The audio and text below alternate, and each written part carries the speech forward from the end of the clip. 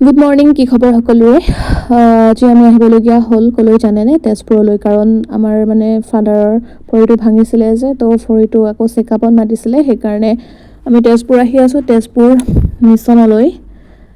আৰু এয়া বাটতে অকণমান ৰৈছোঁ, কাৰণ বৰাদাই চিখৰ এটা খাই ল'লেহে বোলে গাড়ীখন চলাব পাৰে, নহ'লে বোলে টোপনি লাগে।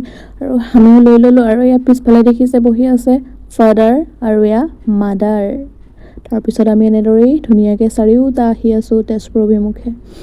আৰু ফাইনেলি আমি পাই গ'লোহি তেজপুৰ টাউন, আৰু এনেদৰে গৈ আছোঁ। আজি বতৰটো খুব ভাল, বৰষুণো নাই, ৰ'দো নাই, একদম ধুনীয়া। আৰু এয়া পাই গ'লো বেপ্টিষ্ট খ্ৰীষ্টিয়ান হস্পিটাল, আৰু এয়া বৰাদা আহি আছে। আৰু আমিও ডক্তৰক দেখালোঁ, চেকআপ হৈ গ'ল। আৰু এতিয়া বহি আছোঁ, ৱেইট কৰি আছোঁ ৰিপৰ্টৰ কাৰণে, যিহেতু এক্সৰে কৰিব দিছিলে। আৰু তাৰপিছতে আমি এয়া ঘৰলৈ আহিলোঁ। কলীয়াভোমোৰা ব্ৰিজৰ ওপৰত এখন ফটো উঠি ল'লোঁ, মানে মন গ'ল আৰু, কাৰণ মোৰ মোবাইলটো নতুন দেই, আপোনালোকক সেইটো কথা কোৱাই নাই নহয়।